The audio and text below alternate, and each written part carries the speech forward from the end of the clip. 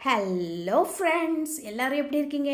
நான் உங்கள் விஜி. இன்றைக்கி உங்களுக்கு நான் கோவக்காய் வச்சு ஒரு சூப்பரான தொக்கு எப்படி செய்கிறதுன்னு காட்டுறேன். நீங்கள் கோவக்காய் நார்மலாக ஃப்ரை பண்ணுவீங்க, ஆனால் இந்த தொக்கு ஒரு வாட்டி செஞ்சு பாருங்கள். அடிக்கடி இதே செய்வீங்க, அவ்வளோ அட்டகாசமாக இருக்கும், சூப்பராக இருக்கும்.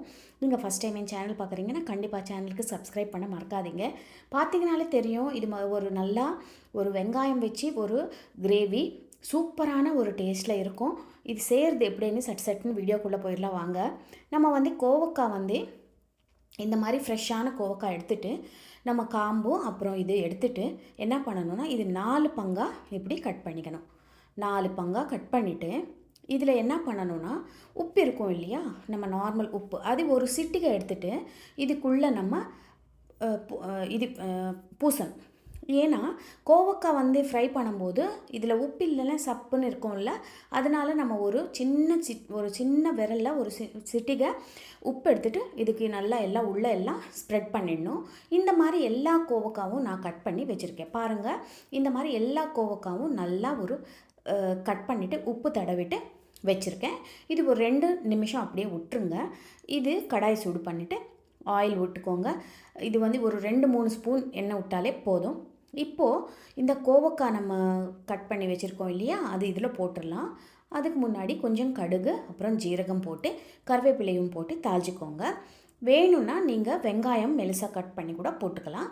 ஆனால் கோவக்காய் நம்ம ஏற்கனவே 4 பங்காக கட் பண்ணி சூப்பராக வச்சுருக்கோம். இது அப்படியே தனித்தனியாக நம்மளுக்கு கோவக்காய் தெரியும்னால நான் வெங்காயம் இன்றைக்கி போடலை.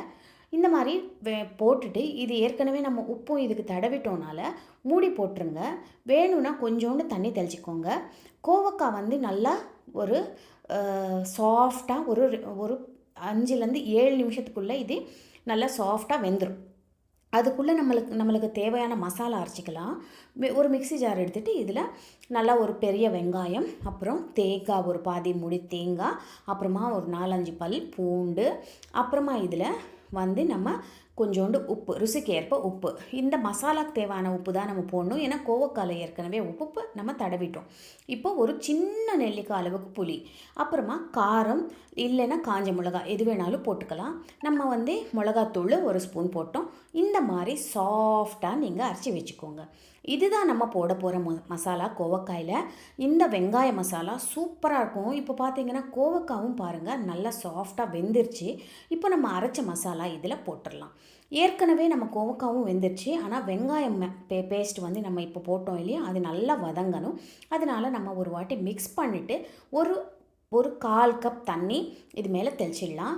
ஏன்னா நம்மளுக்கு கொஞ்சம் அடி பிடிக்காமல் இருக்கும்.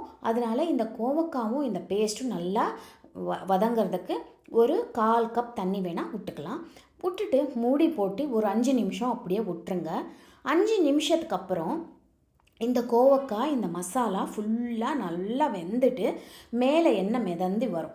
அது வரைக்கும் நம்ம இது கோவக்காய் அப்படியே விட்டுடணும்.